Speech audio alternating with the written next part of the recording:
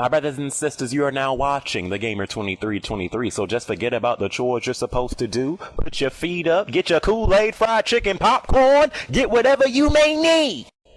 And I hope you enjoy the video. Being as that Halo 4 comes out November 6th, and you know, as time goes by, Halo 4 is getting closer and closer and closer and closer and closer.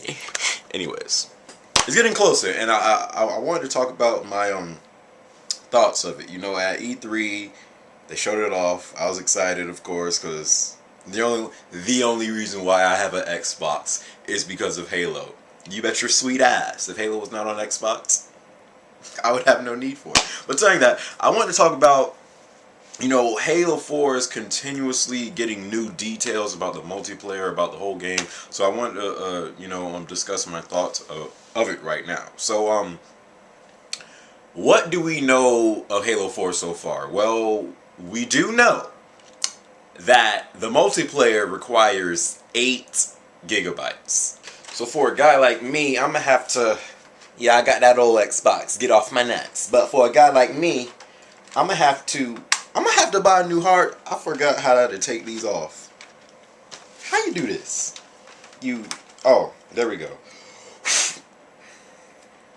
So much dust on this joint. That's how you know I never take this out. But I got that old Xbox, so you know the removable hard drive. I got the 20 gigabyte Xbox 360, and I think I got like 8 more gigs right now. So, I mean, if I really wanted to take the cheap route, I just delete everything.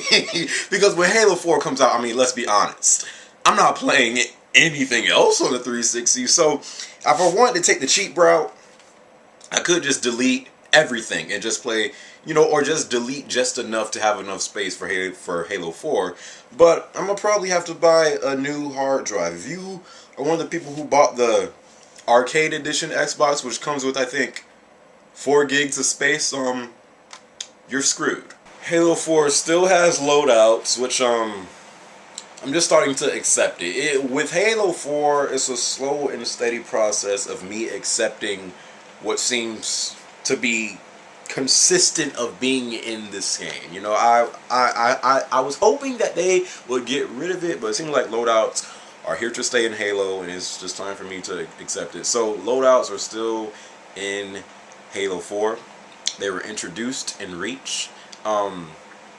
In Reach, when you would choose a loadout, like the DMR loadout or the Needler carbine rifle, whatever it was called, because I never chose it, so I don't even know the exact name for it. But whenever you would choose a loadout, whatever loadout you chose, you was using that gun and whatever else was in that loadout. Now, in Halo 4, it's still loadouts, but you can kind of customize it to fit your liking. Kind of like, I hate to bring up this game, but kind of like Call of Duty, where you can create a class and but in Call of Duty is way more to whatever you want to do. It's not like that in Halo, but you can kind of customize it a little bit to fit your liking, but not the way you can in Call of Duty. But you can customize your loadouts now to fit your liking, so that's cool.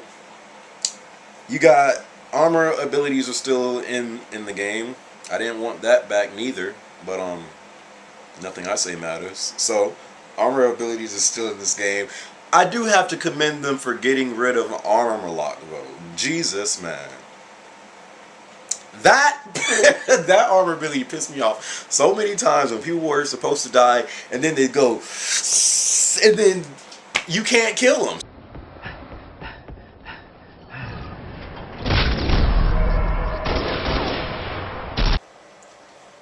Why do they put this in the game? Look at this guy. Look at him. So armor lock is gone. To all you people who relied on armor lock to do good in Reach,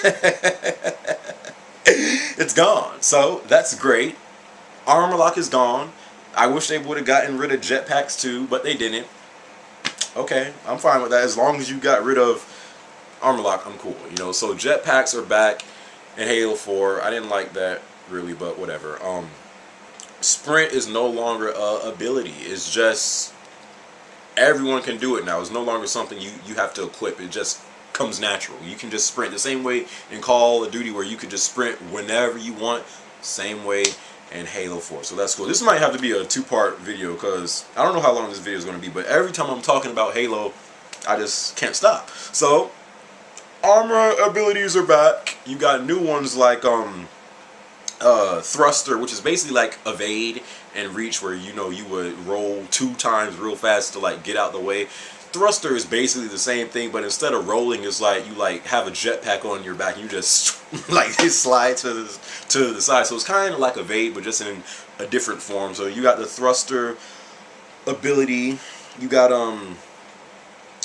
Promethean Vision, which is the armor ability that I am constantly seeing in every Halo 4 gameplay I watch. It seems like everyone has this Promethean Vision equipped. And when I first seen this thing, I was like, okay, that's cool, because I seen it in the campaign gameplay of Halo 4, and you know, I just wish that I could work with some developers some days, because I just feel like I can, you know, help them. I just don't like Promethean Vision. It's cool to have it in the campaign, but I just don't like it in the multiplayer. And you can see everyone seems to be using this one armor ability. Basically, Promethean Vision is when you can see your enemies through walls. And when I first seen it, I'm like, is this resistance? Like, am I using the auger right now and I can see my Chimera foes through walls? It's just like, I didn't like it.